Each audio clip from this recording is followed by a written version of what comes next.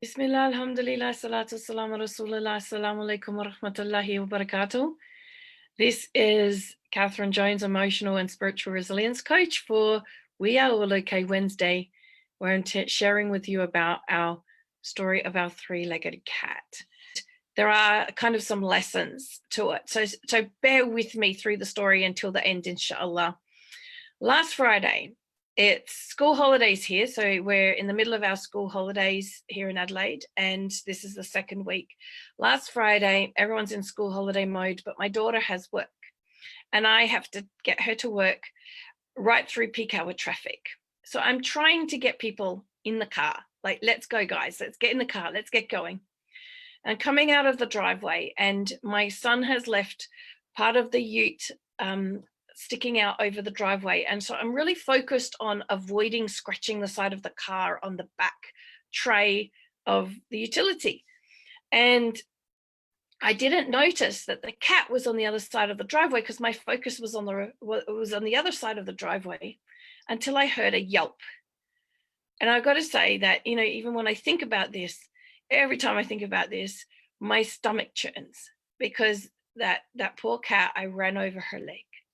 I couldn't believe I hit the cat because she usually moves, but she's getting a bit older. So I'm not sure why she didn't move. So we leapt out of the car. She's sprinting on three legs across the lawn, which is obviously a good sign that she's not dead.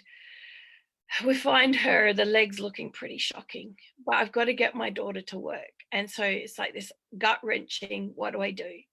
So I lock her in the house, get everyone back in the car. My daughter's beside herself. This is my 16-year-old, and it's like she's grown up with this cat. We got this cat when she was 2. And so she's very fond of this cat. It's like really important to her. So she's beside herself in the car, and I'm thinking, oh, this isn't going to be good. She's babysitting 2 autistic children. It's not going to be good if she doesn't have her mind about her, especially because the younger one is a non-verbal autistic and requires being watched all the time. So we're in the car, and I'm saying to my daughter, it's going to be okay. She's alive. She looks really well. Her leg has obviously got something wrong with it. Hopefully it's just dislocated, and we can just get it popped back in and she'll be right. Okay. I'm going to take care of her. You need to trust that. And all the way I am reassuring her, it's okay. Don't stress about the cat. She's alive. She looks well. Everything's going to be okay. So I get my daughter to work. She's not really doing that great, but she's pulled herself together with the reassurance that I told her I'll let her know as soon as I get home what's going on. So I get my daughter into where she's babysitting, and I'm starting the drive back again. So now that my focus isn't on reassuring her, and now I'm alone in the car, and now I start thinking about the cat, and that's when my own feelings come up and my own thoughts come up, and I notice, starting to feel stressed, anxious. What am I going to find when I get there? So I get back to the house and I find the cat. She's hiding, because cats do that when they're not well, hiding away. And I look at her leg and I think it's pretty bad, and she's in a lot of pain. I need to get her to the vet. So I try to get her in the car, and she doesn't really like the car. And I'm thinking this is dangerous, driving with her loose in the car. So alhamdulillah, at that moment, my 12-year-old came back. And so she held the cat in her arms. We drove to the hospital. We get in there. The vet looks at it. The first thing she says is her leg's broken. She said, here's how it works. She says, so the first thing we need to do is give her an x-ray. That's going to be about $500 because we have to do it under general anesthetic. And I'm sitting there going, $500 just for the x-ray, just to find out what's wrong. She said, so once we x-ray it, this is the sorts of things that can happen. We can find that it might be an uneven sort of break, which means we can put the bone together and plaster it up. So that's probably, $1,000 to do that. But that plaster needs to be changed I forget how often she said. And every time you come in, that's probably about $250. And the other thing is, cats move around a lot. You can't keep them still. And so, it may have complications. The other thing is that if it's some kind of fracture that we can't put the bone back together, it's going to need surgery. And you're looking at starting a point of about $2,000 for that. I'm sitting here thinking, $1,000, $2,000, $500. I can't do this. I don't have this sort of money to spend on a 14-year-old cat. So I'm starting to feel quite distressed because, I've promised my 16-year-old it's going to be okay. But the other part of this picture is where my real stress kicked in. And that was thinking about my 22-year-old son. Now, my 22-year-old son, his mental health has not been great lately. He's been going through a lot, really stressed, and we've had some pretty big moments in the last 6 weeks or so. But the thing with this cat is, when he's one of these people who stresses about everything, but when he sits on the sofa and he's holding that cat, you can visibly see his body relax and all the stresses come out. And the other thing was, this was Friday night. Saturday was his birthday. Now, we don't celebrate birthdays, but it did kind of add a kind of impact onto the fact that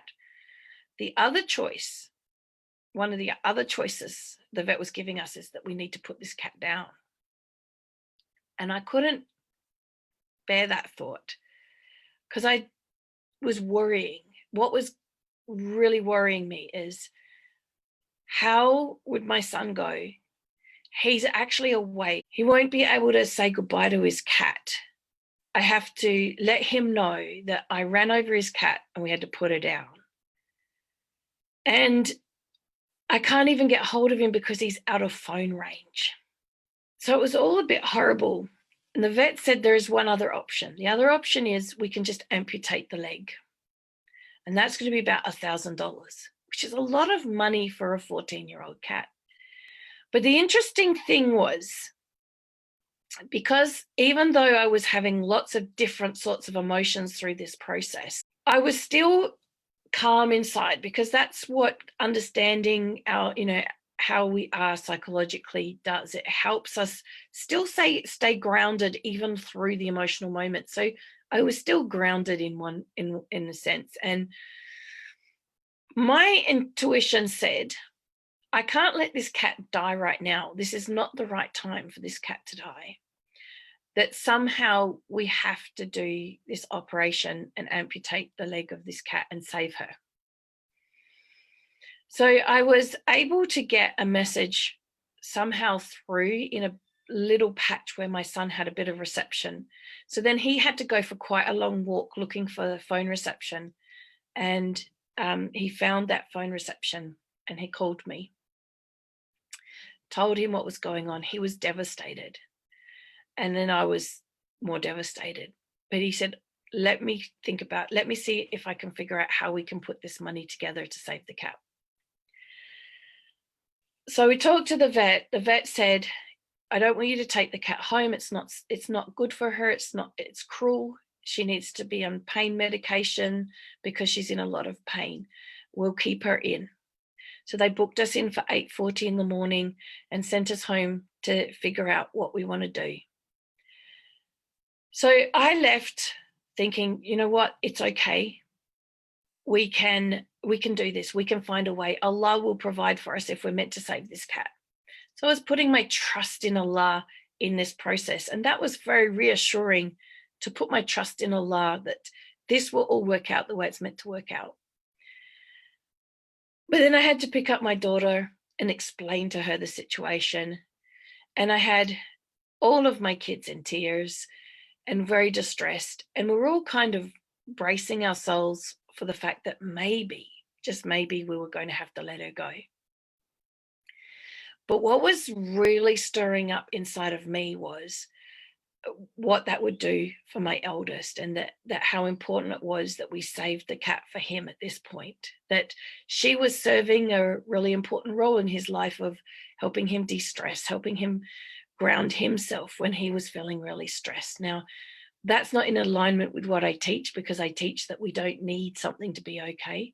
But when somebody doesn't get that, doesn't understand that, taking away that crutch for them at a time when they still see that they need it can be quite devastating. And I really wasn't sure whether he would cope with that. So I was quite distressed. I chased up every avenue I could. He chased up every avenue he could. He rang me later in the evening, really distressed that everyone he asked had said, no, put her down, she's old, put her down. And he was then having the conversation with me about maybe I have to let her go. And we both got really upset and you see, feelings come from thought in the moment. It's not happening right now, but because I'm thinking about it, I'm feeling tears, right? I'm feeling tears about the thought of what if we had to have done that, and that he couldn't say goodbye to his cat before that happened, because there was no way he could get back. He was far away. So he kept working on it. He rang me at 2:00 in the morning. He said, I found a way. And he shared with me the solution. So we went to the vet, hopeful the next morning with the solution. We'll do it this way. They have this 6-month interest-free terms. Unfortunately, it wouldn't go through.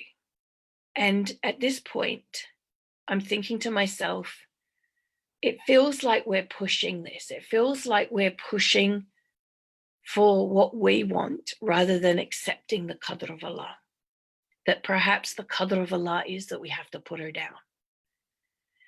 So I told everybody, maybe that's the solution. Maybe that's what we have to do. So we went and visited the cat and we left the vet. She was booked in for 2 p.m. That was now 9:00 in the morning. I still had how many hours that is to work it out. And my kids were going to spend the day with their grandparents. So my thoughts were, let's go home, get everyone out the door so I can think calmly about this and see what the solution is. Am I supposed to find a way of saving this cat, or am I supposed to let her go?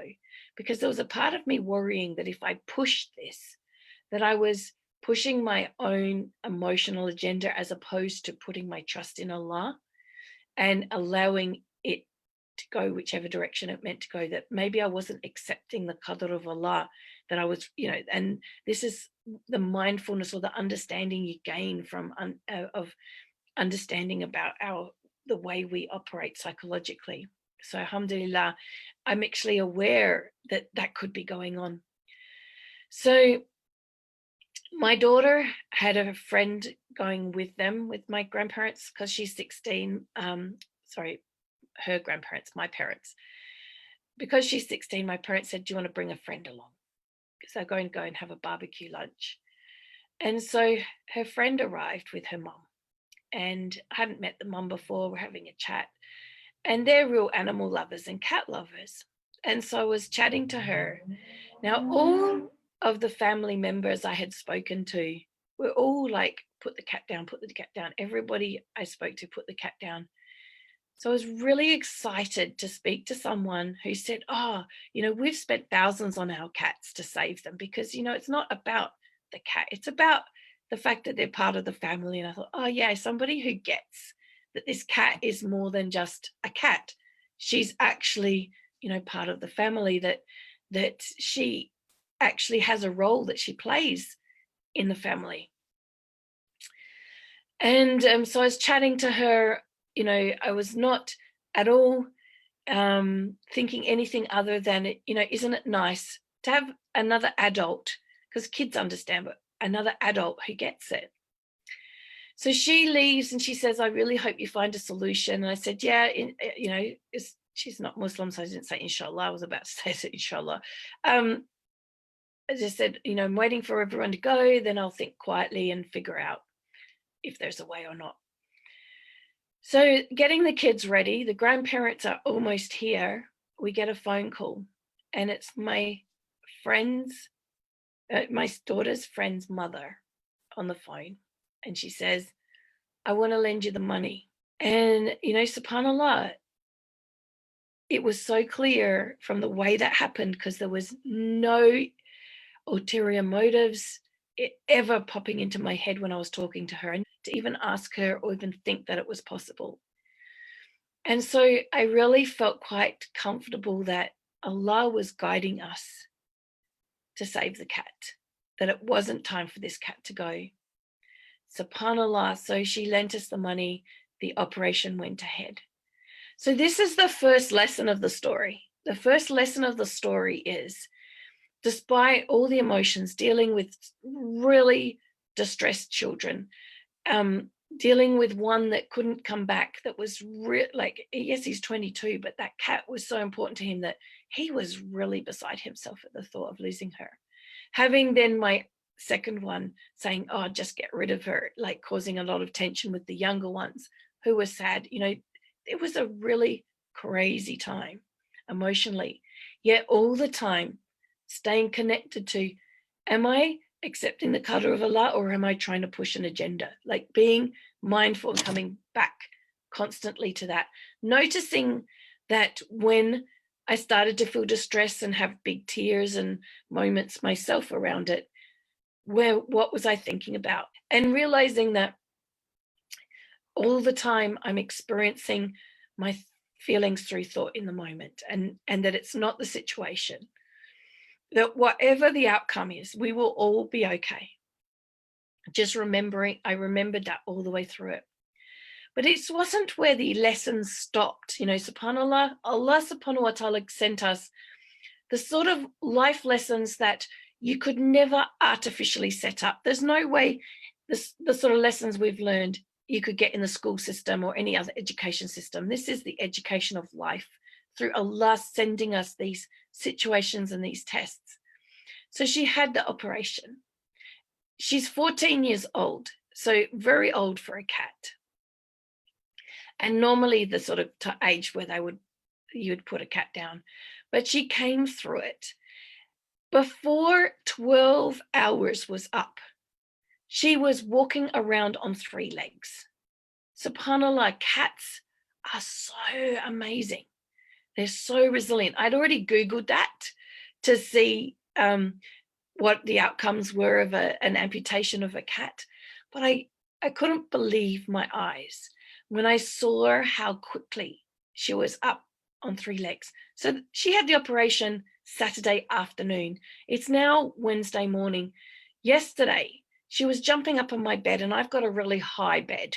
So she's able to jump with 3 legs, and it's the back leg that she's missing. So a hind leg, which is a very important leg for bringing herself up, right? But she's figured it all out. The lesson that I saw in the resilience of the cat was, cats or animals, they haven't been given the blessing of free thinking that we have. And we think free thinking is a blessing. Well, it is a blessing, right? It is a blessing that we have the power of choice. But I could see just how resilient she is by not having the barrier of thinking that we have as human beings, where we come up with limiting beliefs or limiting ideas of whether we can do it or not, whether we should do it or not, all that thinking that gets in the way of us being resilient. I could just see in the example of how she bounced back, how she recovered so quickly. I mean, she's back to her normal self. Honestly, if she didn't have a cone around her head to stop her getting at the stitches, and you weren't looking at the side where, you know, the wound is, which is all looking very clean and healing beautifully. If you're looking at her from the outside, you wouldn't know there was any difference in her, and it's only a few days, yet she's lost a whole limb. SubhanAllah. So I really could see in that example just how much our thinking can be a deterrent to our resilience. Because she doesn't have that thinking to get in the way, she was just naturally resilient. She just naturally pushed herself to be well, to be better, to keep going, to figure it out. She didn't hold herself back in any way, subhanAllah. So that was one of the lessons. I mean, the other lesson was noticing my feelings and noticing where I was trusting Allah and when I wasn't trusting Allah, and that journey along the way. The other lesson in it was understanding the separate realities of people, seeing the separate realities around this. So the realities of those of us who were really emotionally involved in this, was our reality was all about saving her. But for everybody else, it was just a cat. And they didn't see the reality of, why would you save her? Why would you spend that much money on saving a 14-year-old cat? It's not logical. And I agree. When you look at it like that, it's not logical. But when you look at the bigger picture and you look at, well, okay, yes, it's an investment in saving the cat, but the lessons, the life lessons that everyone's had through it, they're lessons that money could never buy, that we would never have had if we hadn't taken this path, right? So this is where, by trusting my intuition, by trusting my connection with Allah and trusting in Allah, I did something that my logical brain would have said, that's illogical to spend that much money on a cat, right? And you may or may not get why we would do that either, but I'm hoping that the lessons that we've learned from this, that you'll get it too by the end. So the other thing is that for the next 2 days, my children never said they were bored, never, no, they probably did say they were hungry a few times, but they were so entrenched in being part of caring for her, looking after her, making sure she was okay, making sure she ate. Because for the first couple of days, we had to make sure she ate, make sure she drank, make sure she went to the toilet, all those sorts of things to make sure everything was functioning. And they were all a part of that. In fact, the very first night, everyone slept in the lounge room with the cat, all of them. It was like a massive slumber party because everyone wanted to make sure she was okay. So again, we want to bring the caring and the nurturing out in our kids. Alhamdulillah, Allah subhanahu wa ta'ala gave an opportunity for my children to step into that, find that compassion and that nurturing part of them and think about something other than themselves. And they were all quite involved and helpful in looking after her. A bit less so now because she's becoming quite okay on her own now, and so everybody's going back to their usual ways. But that's again another life lesson that if we'd put her down, wouldn't have been an opportunity for us as a family to experience. There was a couple of other interesting lessons for myself. One was my thinking around my eldest and realizing that I probably put a little bit too much fear and panic into my own self about how resilient he would be if the choice had been that we had to put her down, because some of his behaviors since, while of course he's very relieved and very happy that she's still alive, there were some of his behaviors over the weekend where he wasn't the one that was sacrificing things to be there for her. He was doing his thing.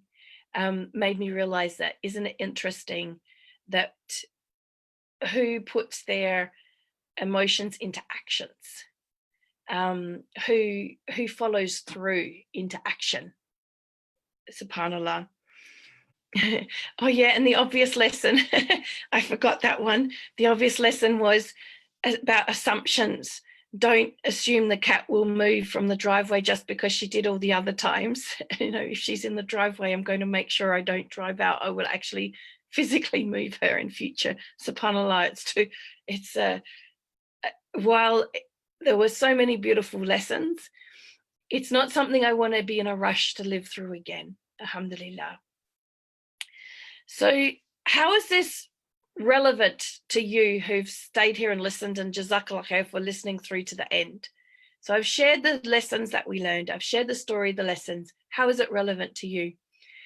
It's relevant for quite a number of reasons, because there's nothing about this situation where any of us were any different or special or whatever to anyone else, right? We're just all human beings experiencing human experience. And life is always going to come up with these moments, these challenges, these times when we're faced with people around us being very emotional about something, where we're faced with having to make decisions and work out what is the best decision, about trying to figure out the decision we're making. Is this a decision that's coming from our ego, or is it coming from our intuition? Is it coming from trusting in Allah? Am I accepting the qadr of Allah, or am I trying to fight against it?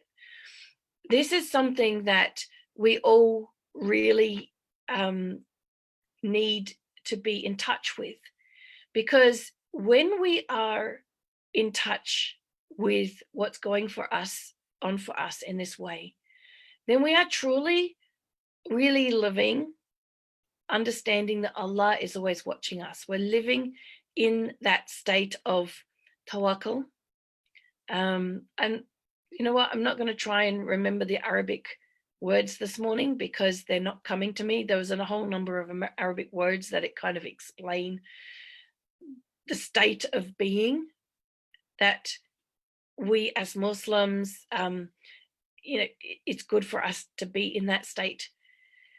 But the point is that when we are trusting in Allah, when we're trusting the process, when we're accepting the qadr of Allah, when we're able to keep coming back to the question, am I doing this for the sake of Allah? Am I doing this accepting the qadr of Allah, or am I trying to push my own agenda? Or am I trying to make other people feel better? Or am I trying, being in touch with that will help us live this life in a way that's much more pleasing to Allah, because our thoughts are going to be with Allah primarily and not in this dunya. We will really be more thinking about what is the right thing for the sake of Allah, knowing that the dunya will be okay if we take that path. That's truly trusting Allah, is going that path that is pleasing to Allah, knowing the dunya will be okay, knowing we will be okay. And that's why this Wednesday session is called We Are All Okay, is because each time I want to share with you why we are all okay. And I hope today this story, these lessons have helped you see how you can also be okay, inshallah. What I would love for you to do, if you're still here, is comment below and share with me, what are your takeaways from this? Was anything an aha moment? Was anything interesting? Did you gain anything from this story? Jazakallah khair, subhanakallahumma bihamdika, ashhadu an la ilaha illa anta astaghfiruka wa atubu ilaik.